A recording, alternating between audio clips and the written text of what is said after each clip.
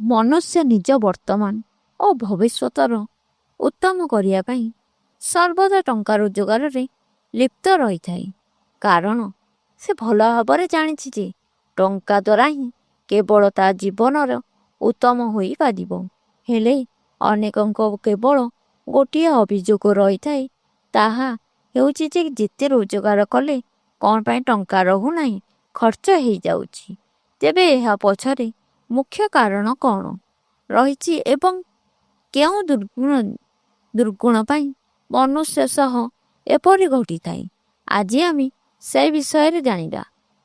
ଆପଣମାନେ ଜାଣିଛନ୍ତି ଯେ ଟଙ୍କାକୁ ଲକ୍ଷ୍ମୀ ବୋଲି କୁହାଯାଏ। ଗୁରୁବାରକୁ ଲକ୍ଷ୍ମୀଙ୍କ ବାର ବୋଲି ମଧ୍ୟ କୁହାଯାଏ।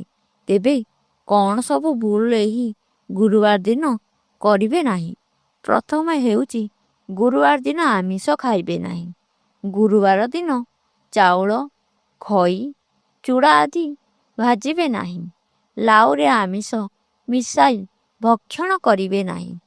ଅନ୍ୟ ଏକ ଖରାପ ଗୁଣ ହେଉଛି ଯଦି ଭୋଜନ କରିବା ବେଳେ ଅନ୍ନ ତଳେ ପକାଇବେ ନାହିଁ, ନଚେତ୍ ଧରିତ୍ରୀ ମାତା କ୍ରୋଧ କରିବେ, କାରଣ ତାଙ୍କୁ ଅନ୍ନଦାତ୍ରୀ ବୋଲି କୁହାଯାଏ। ଯଦି ଆମେ ଅନ୍ନ ପକାଇବା ତାହେଲେ ତାଙ୍କର ଅପମାନ ହୁଏ। ମୁହଁ ନ ଧୋଇ ଯଦି ଭୋଜନ କରିବେ, ନିଦରୁ ଉଠି ମୁହଁ ଯଦି ନ ଧୋଇବେ, ବିନା ଆସନରେ ଭୂମିରେ ବସିବେ, ଅନ୍ଧାର ଘରେ ଭୋଜନ କରିବେ, ତେବେ ଏହି ପ୍ରକୃତି ଥିବା ଲୋକଙ୍କ ପାଖରେ କେବେ ରୋଜଗାର କଲେ ମଧ୍ୟ ରହେ ନାହିଁ।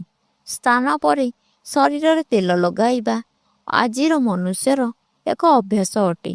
ତେବେ ଆମେ ଆପଣଙ୍କୁ କହି ରଖୁଛୁ ଯେ ଏହା ଏକ ଖରାପ ଅଭ୍ୟାସ ଅଟେ।